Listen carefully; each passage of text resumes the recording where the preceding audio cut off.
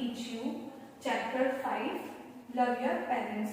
Students, value taught is gratitude. Life skills developed is self-awareness, interpersonal relationship and effective communication. इसमें हम देखेंगे कि हमें कैसे सेल्फ अवेयर होना चाहिए हमारे पेरेंट्स के लिए और कैसे हमें इफेक्टिव कम्युनिकेशन अपने पेरेंट्स से रखनी चाहिए, रेस्पेक्टफुली कम्युनिकेशन हमें कैसे हमारे पेरेंट्स से करनी चाहिए। सो स्टूडेंट्स, हम जानते हैं कि भगवान ने हमें अनगिनत गिफ्ट से ब्लेस किया है। दूसरी चीजों के अलावा हमें भगवान ने एक ऐसी फैमिली से ब्लेस किया है जिसमें पेरेंट्स हैं। पेरेंट्स हम बच्चों के लिए बहुत कुछ एफर्ट्स करते हैं, वो हमारी हर जरूरतें पूरी करते हैं, हमारे लक्ष्य को अचीव करने में वो हमारी हेल्प करते हैं। वो दिन रात हमारे लिए मेहनत करते हैं और हमें वो हर चीज देते हैं जिसकी हमें रिक्वायरमेंट होती है। जब बच्चे बड़े हो जाते हैं तो वो सोसाइटी के अदर मेंबर्स से भी मिलते हैं, फिर अपना ज्यादा से ज्यादा टाइम वहीं पर स्पेंड करते हैं और इसमें वो अपने पेरेंट्स को टाइम कम दे पाते हैं। तो स्टूडेंट्स, हमें हमारे पेरेंट्स को ज्यादा से ज्यादा टाइम देना चाहिए, उनसे प्रॉपर कम्युनिकेशन करनी चाहिए और उनकी हर रिक्वायरमेंट्स को हमें पूरा करना चाहिए। हमें हमारे पेरेंट्स को इग्नोर नहीं करना चाहिए। कुछ पीपल्स अपने पेरेंट्स को इग्नोर करते हैं, उनके रेस्पेक्ट नहीं करते हैं, तो हमें हमारे पेरेंट्स को इग्नोर नहीं करना चाहिए, उनके हमें रेस्पेक्ट करनी चाहिए, क्योंकि पेरेंट्स ही होते हैं जिनकी वजह से हम सक्सेस होते हैं हमारी लाइफ में और वो सब अचीव करते हैं जो हम चाहते हैं। Golden word of this chapter is don't think of the things you don't get after praying. Think of the countless blessings God gave you without asking. Now I'm going to explain you the chapter and story of this chapter. It is true that God has blessed each of us with innumerable gifts. Besides other things, every person is blessed with a family which has parents who are just like the faces of God on earth. यह सच है कि God ने हम सबको innumerable gift से bless किया है, अनगिनत गिफ्ट से ब्लेस किया है, आशीर्वाद दिया है। अदर थिंग्स के अलावा गॉड ने हमें एक ऐसी फैमिली से ब्लेस्ड किया है जिसमें पेरेंट्स है जो अर्थ पर भगवान की तरह हैं। Parents take care of their children and make them grow to become good human beings.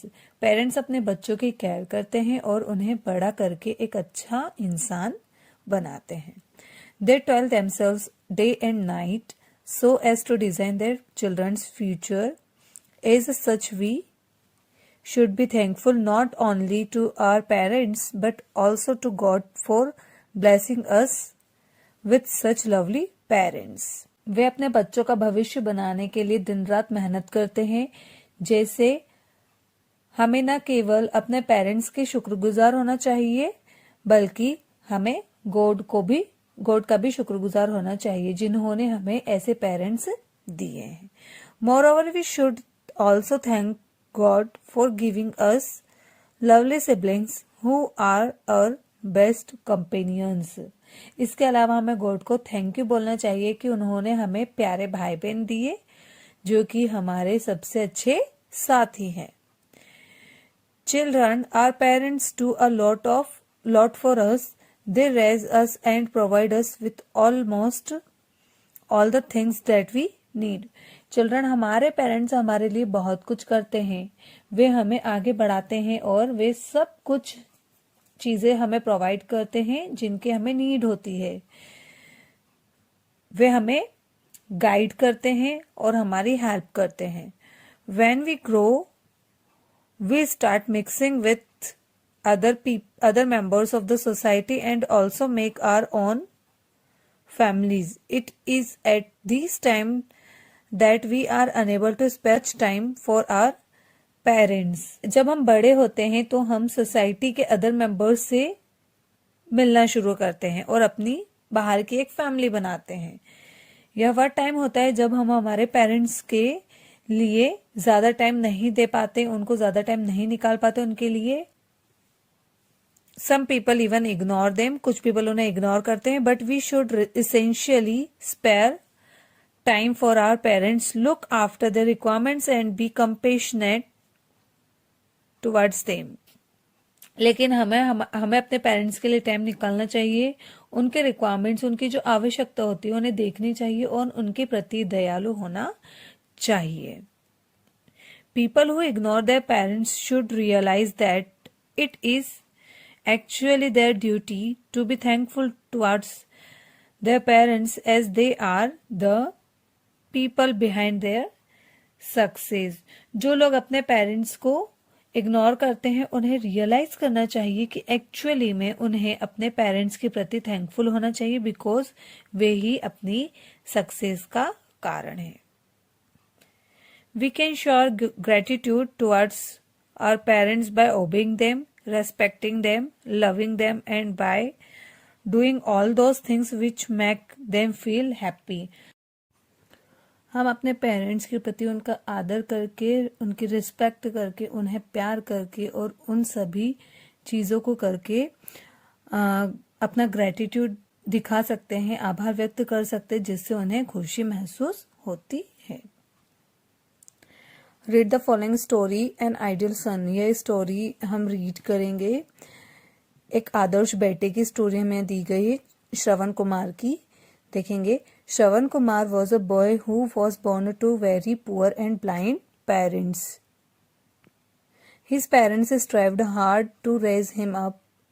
With the passage of time, Shravan Kumar grew up to become a young boy while his parents became old and weak. Shravan Kumar एक लड़के थे जो बहुत poor और blind parents के लिए पैदा हुए थे. उनके पेरेंट्स ने उन्हें बड़ा करने में, उन्हें उठाने में कड़ी मेहनत की. समय बीतने के साथ श्रवण कुमार बड़े हो गए और उनके जो पेरेंट्स है वो बूढ़े और कमजोर होते गए. Shravan Kumar always obeyed his parents and also loved them a lot. Shravan Kumar उनके पेरेंट्स की का बहुत आदर करते थे, रेस्पेक्ट करते थे और उन्हें बहुत प्यार करते थे. He worked hard and took full care of his parents. वो हार्ड वर्क करते थे और उनके पेरेंट्स की बहुत केयर करते थे. He always tried to keep them happy. वो उनको हैप्पी रखने के लिए हमेशा पूरी कोशिश करते थे. One day his father told him, "Son, you know that we both have become quite old and may not live for long." एक दिन उनके फादर ने उनसे कहा, बेटा हम काफी बूढ़े हो गए हैं और अब लंबे समय तक नहीं रह सकते. It is our desire to go on a pilgrimage tour to some of the holy places.